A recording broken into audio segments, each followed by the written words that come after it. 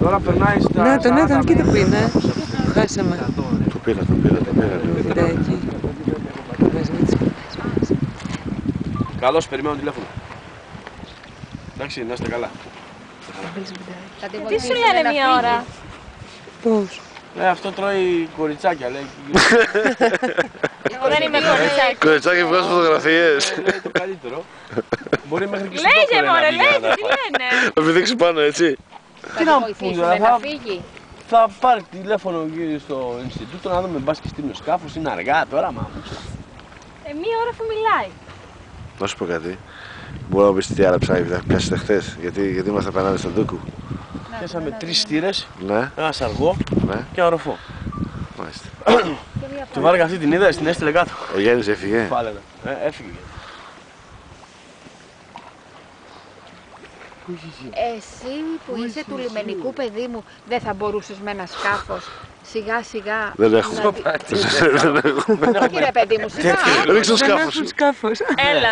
Α, σωστά, αυτό. Αλλά πέρα από αυτό δεν έχουμε και γνώσεις δηλαδή. Πώς να συμπεριφερθούμε σε τέτοια ζώα. Μπορεί να την τρομάξει, μπορεί να την χτυπήσει. Αν πάρει κατευθείαν όμως Μπορεί να στο σε χτυπήσει. Ινστιτούτο, Μπορεί να σε χτυπήσει, είναι και ολόκληρο πράγμα. Με την ουρά, μου έλεγε τώρα αυτός από το Ινστιτούτο, με την ουρά βυθίζει ένα κάκι. Ναι, χαλαρά. Είναι ολόκληρο πράγμα, δεν έχει. Ναι ρε, πάνω από 10 μέτρα, τεράστια. Νάτι. Βλέπω τα πόνερα τα οποία πριν ήταν. Είναι δίπλα, είναι δίπλα μας, και τα 20 παραμένουν μέτρα. εκεί. Όχι. Κάνεις Ήταν σαν να... είναι τεράστια. Είναι πολύ μεγάλο.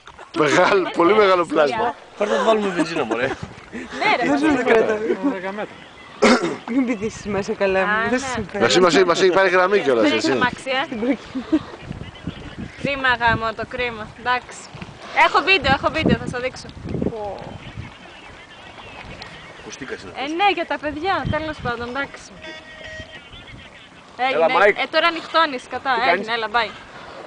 Καλά είσαι. Έβγαλε όνομα του. Να μας πω τι Παιδιά, βλέπω αυτή είναι- τη στιγμή. Βλέπω ένα πολύ μεγάλο ψάρι.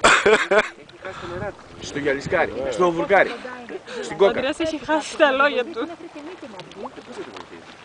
Μιλάμε για 17-18 τώρα, έτσι. Όχι κιλά όμως. Μέτρα.